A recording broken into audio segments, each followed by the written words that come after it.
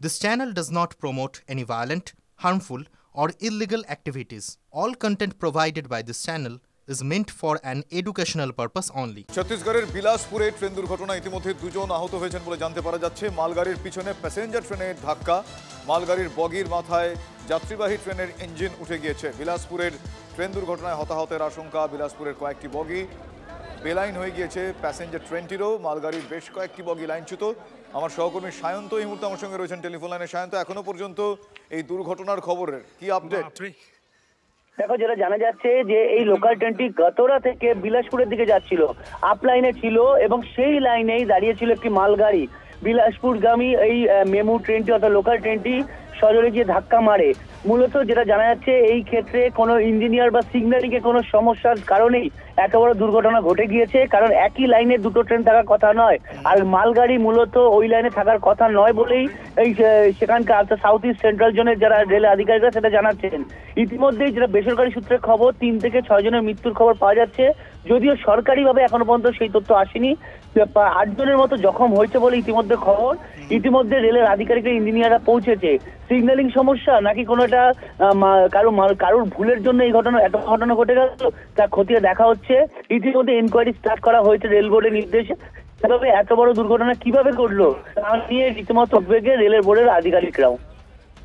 বেশ শান্ত, এখনো পর্যন্ত এই দুর্ঘটনার পর সেখানে কি কি বন্দোবস্ত গৃহীত হচ্ছে? আমরা দেখছি যেভাবে এক প্রকার উদ্ধার কাজ চলছে, ঠিক কি কি বিষয় এখনো পর্যন্ত দেখা হচ্ছে, কোন কোন বিষয়গুলো সামনে আসছে, উদ্ধার কাজ যারা চালাচ্ছেন তারা কি বলছেন?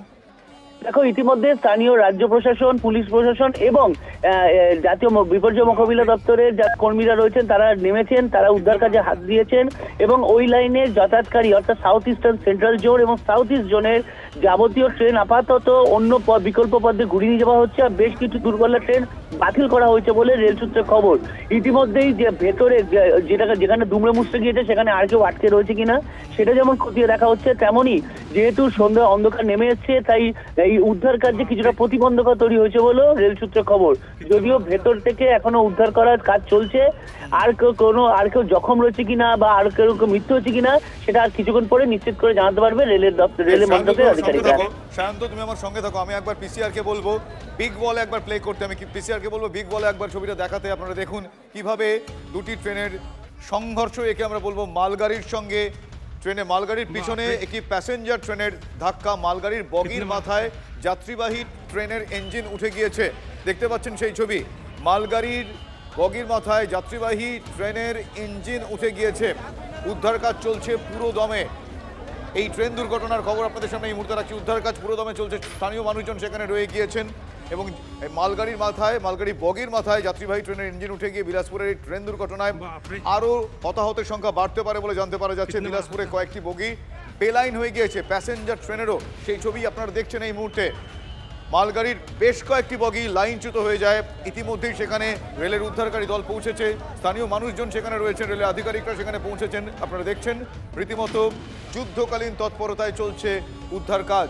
মালগাড়ির একটি বগির ওপর প্যাসেঞ্জার ট্রেনের ইঞ্জিন উঠে গিয়েছে। এখনো পর্যন্ত 2 জন আহত হয়েছেন বলে আমরা জানতে পারছি। এই সংখ্যাটা আরও বাড়তে পারে, তার কারণ এখন পুরো দমে উদ্ধার কাজ চলছে। সেই ছবি আপনারা দেখছেন।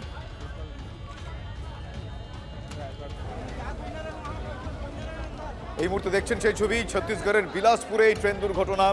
2 জন আহত হওয়ার খবর এখনো পর্যন্ত আমরা পাচ্ছি। মালগাড়ির পিছনে প্যাসেঞ্জার ট্রেনের ধাক্কা লাগে, মালগাড়ির বগির মাথায় যাত্রীবাহী ট্রেনের ইঞ্জিন উঠে যায়। এখনো পর্যন্ত হতাহতের সংখ্যাটা বাড়তে পারে। বিলাসপুরের কয়েকটি বগি বেলাইন হয়ে গিয়েছে, প্যাসেঞ্জার ট্রেনটিরও। মালগাড়ির বেশ কয়েকটি বগিও লাইনচ্যুত হয়েছে। ঘটনাস্থলে উদ্ধারকারী দল পৌঁছেছেন, স্থানীয় মানুষজন তারাও এই মুহূর্তে কাজে হাত লাগিয়েছেন। উদ্ধার কাজ চলছে পুরো দমে।